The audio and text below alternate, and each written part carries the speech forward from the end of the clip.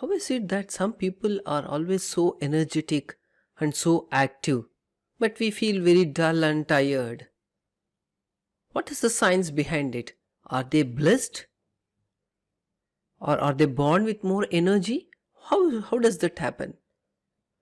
These are the crux of some of the questions I came across when I was doing some research.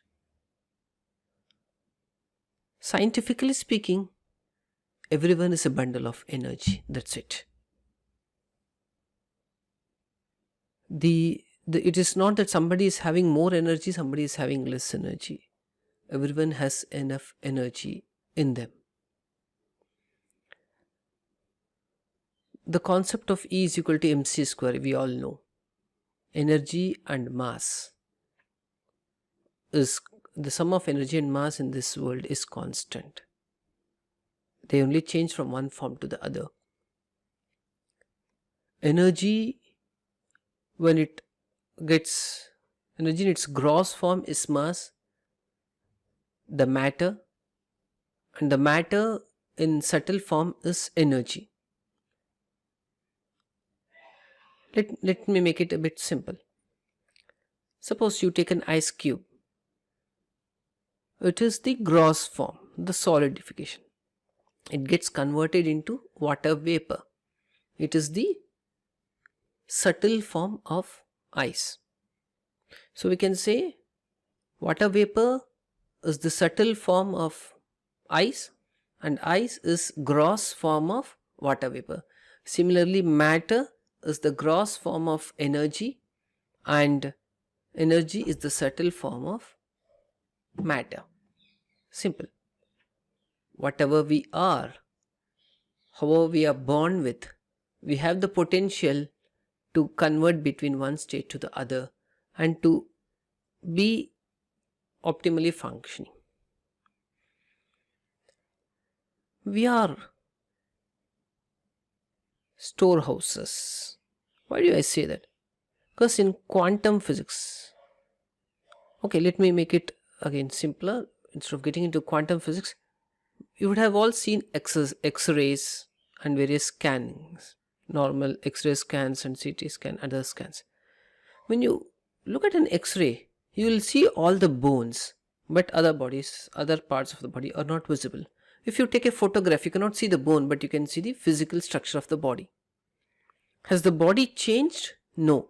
The rays, the penetrating ability of the rays is different. According to quantum physics, we are just matters of energy oscillating at a particular speed. And when you take a photograph, the rays of photolight, it just comes and then gets reflected back. It is because of this reflection that an image is captured. From a photographic equipment, it can be from your camera or your mobile phone, camera in a mobile phone. It emits certain rays, and this body reflects back those rays. Based on the rays that is getting reflected, the color, the structure, the shape of the body, everything is captured. The efficiency with which these rays are captured determines the clarity of the image. Now, the rays coming from an X-ray machine is able to penetrate deeper. It doesn't get reflected at this skin level. It goes into it only when it touches a bone, it gets reflected back.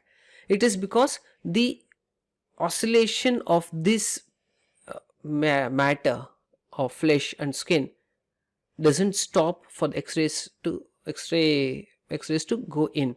It can go deeper in. So basically we are bundles of energy. It is only the ability of the other rays that is able to come and go. Some people have developed the knack or developed the lifestyle or habit of being at an elevated levels of energy. So there is more energy. And there is another important element we need to reckon here.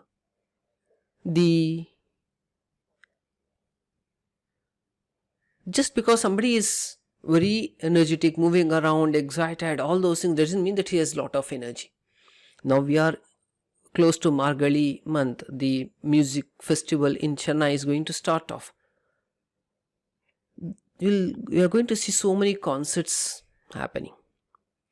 People perform, be it music or dance, for 2 hours, 3 hours, 4 hours, many a times with hardly any break.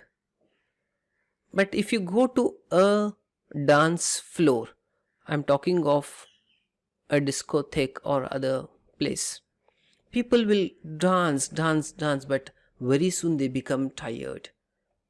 These people who are performing in the concerts, if you meet them after the session is over, they would be very happily interacting with their rasikas, with their fans, and exchange information, talk, discuss, interact. There is so much of energy in them still. Their energy is channelized in a proper manner, like water from a dam is channelized through canals to reach the fields. If you simply, in parties and other places, you simply jump around and after that you talk to them, they have no energy, they are very damn tired, they go hit the bed, and maybe next day, maybe by noon, they wake up.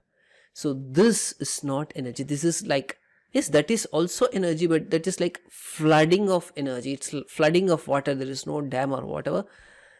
Water just floods, like we had Chennai floods about few years ago. The whole city would get flooded and it will be of use to no one. So having energy is one thing, and channelizing the energy is the other aspect.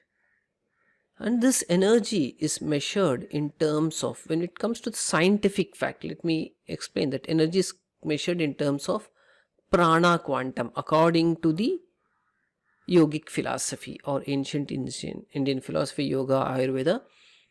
We talk of Annamaya Kosha, Manomaya Kosha, Annamaya Kosha, Pranamaya Kosha, Manomaya Kosha, the physical body, the energy body, and then the mental body. The energy body is what we are talking about. This is considered as the prana quantum. More prana quantum we have, better we are able to function and balance all areas of our life. Our rishis were able to understand that this prana can be further classified, like you have a kinetic energy, potential energy, electrical energy, mechanical energy, etc., etc. The prana also has different classifications. In essence, all the energy is same. The way it functions, it changes. Similarly, the body has 5 major energy centers. From diaphragm up to this portion, the top portion, it is called as prana. And then from your place just below the navel up to the pelvic floor, bottom of the pelvic floor, is called as the apana. That energy, the flow is towards down. All the excretory functions, reproductive functions, everything happens towards the down. The apana helps the excretion process. It's a downward flowing energy. This is an upward flowing energy. And in the middle, between the prana and the apana, you have the parallel, which goes horizontal movement. In this horizontal movement, the churning happens, the fire, digestive fire happens. In this churning, the digestion happens. It facilitates digestion. See how nicely things happen. And then what we have along our limbs, arms and legs is the udana. So prana, apana, samana and udana. This helps lateral movement and helps in mobility of the body. And then the whole body is filled with what is called as Vyana. Vyana is the reserve force. If there is any shortfall in any of these pranas, it absorbs energy from the Vyana. It is like having a common general account. You have in an organization, you have budget. You have one budget for everything, and there is something called as miscellaneous or say emergency fund. So whenever there is a need for shortfall in any other budget, any other department, they draw from this. This Vyana is spread throughout the body and we draw from that energy and function. It's not at the major level. There are further upapranas also. That is, blinking of the eye is managed by one particular prana.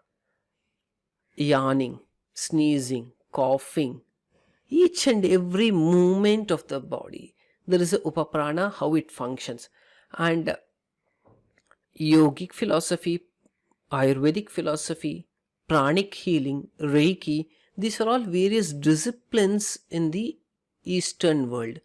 And they had this beautiful understanding. The masters of these sciences for thousands of years had this understanding of body being the personality being an energy storehouse. And these systems, the way they operate, the tools they use may be slightly different, but the basic principle, the philosophy remains the same. Basic science behind remains the same.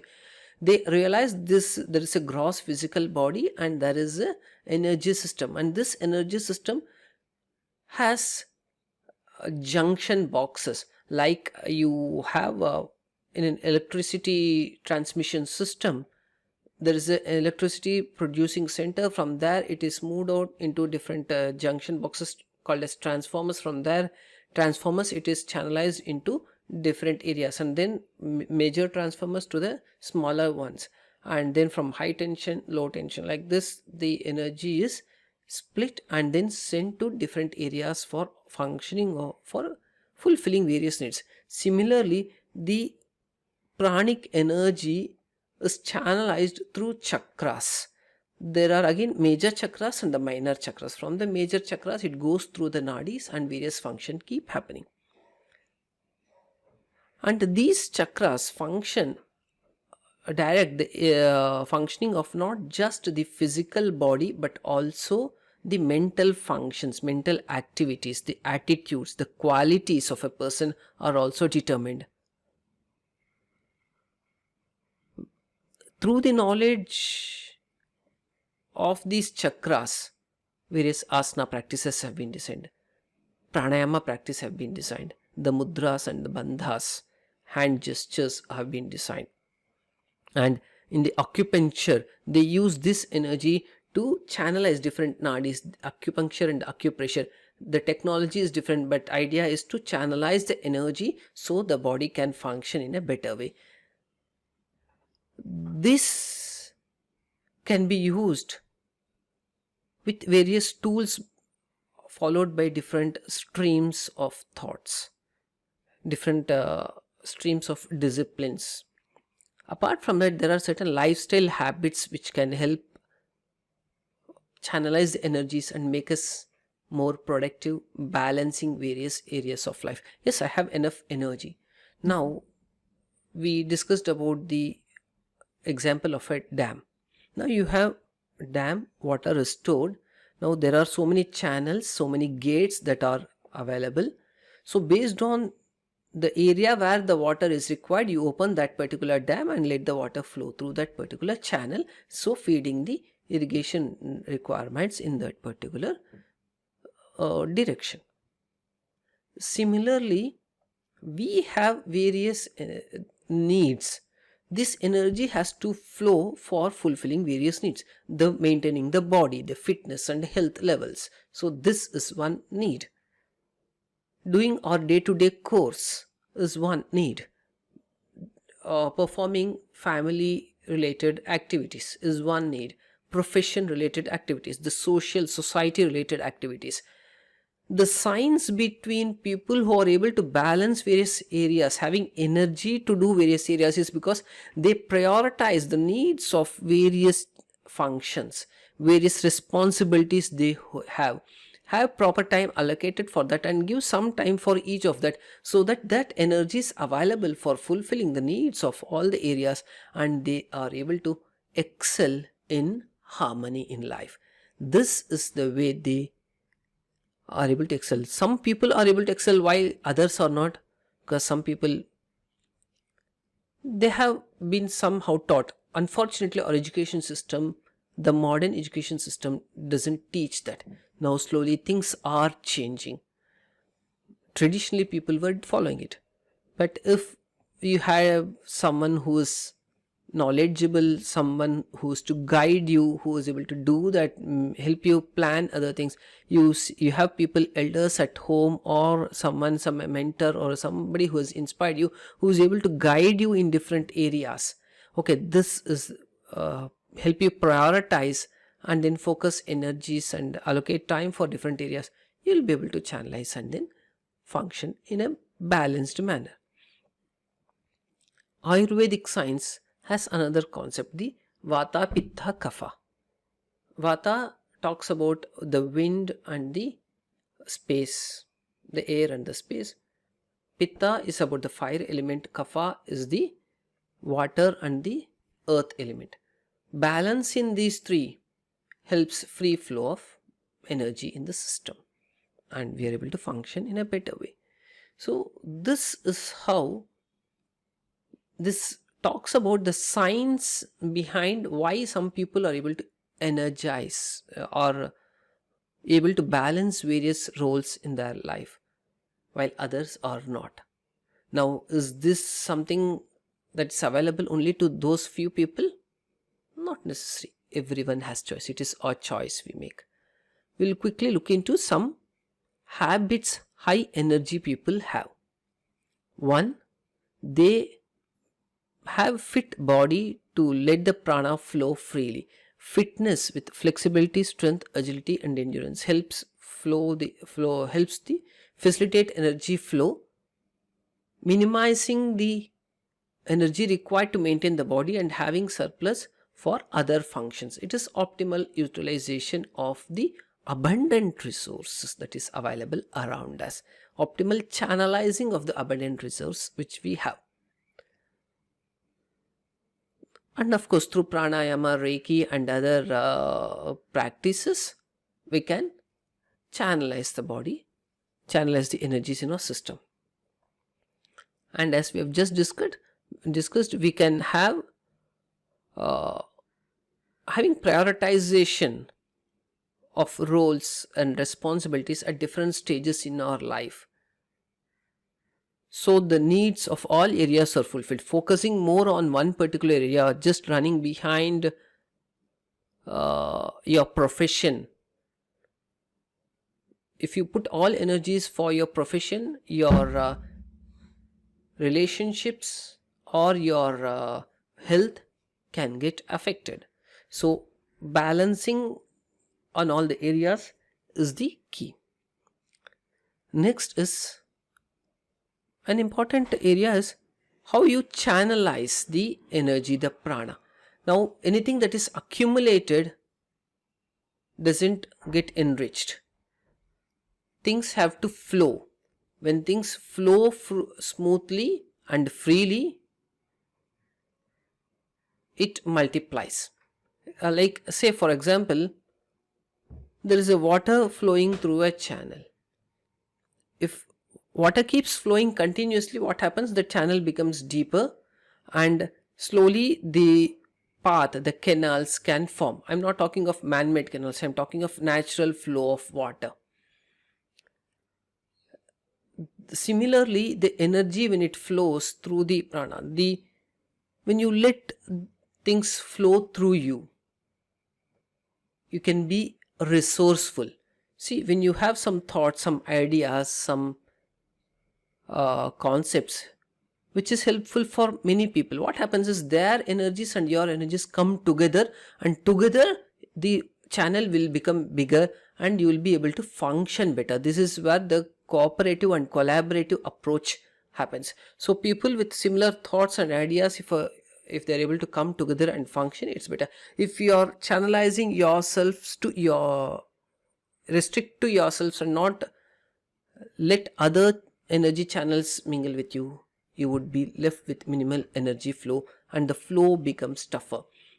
Droplets of water from different areas, the small streams, many areas come together to flow a mighty Ganga. Ganga doesn't start at one place. There are so many other channels that is feeding into the water. This is true for any river system.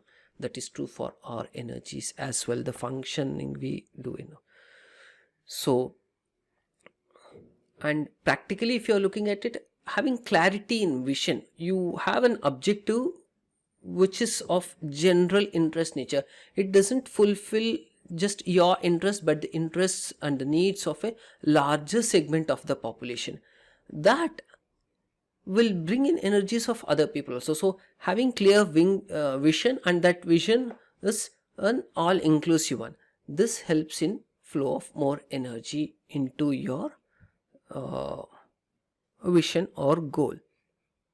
And thoughts consume lot of energy. If you're only always thinking, should I do this or that?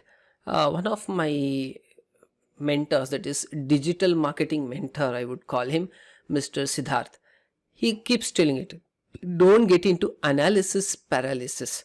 So thinking, should I do this or that, this kind of oscillating thought will make you stagnant. You will not move forward. It is just going up and down, up and down, up and down. In Gita also, Gita Acharya says the same thing. In fact, we should tell the other way around. Gita Acharya has told this long back. We are able to understand it now. If you're in doubt, you cannot be in peace. You cannot progress. So having clarity and then moving forward helps the energy flow. Otherwise, if you are in doubt, the energy, should it go here or there, here or there, here or there, you're stuck. So engage in positive thoughts and actions and have clarity in thoughts and actions. This is one thing. And being resourceful is one aspect we have discussed. And yeah, living in open environments. Always being in closed rooms doesn't let the energy flow. The ventilation, being close with nature, is let the things flow. More energy is there, and you're doing. And of course, eating right. There are 6 elements. You can look at one of my other videos. I discussed about in one of my Facebook live sessions. We discussed about what, when, how much, my mood, and the mood of the person preparing the food, the energies that go into preparation of the food. The 6 elements of the food that also plays a key role in our energy utilization levels. The balance between Vata, Pitta and Kapha. So having seasonal food, nutritious food, and food that is close to the source of energy keeps us healthy. If more energy is required to digest the food that we eat in, we have little remaining for other functions. So this is also another habit we can look at it. Just to encapsulate, to summarize quickly, having fit body, the pranayama and other practices, having clarity in thoughts, all inclusive vision and goals, taking along other people with you, living in open environments, let the energy flow freely, and having right food habits enhances your energy levels.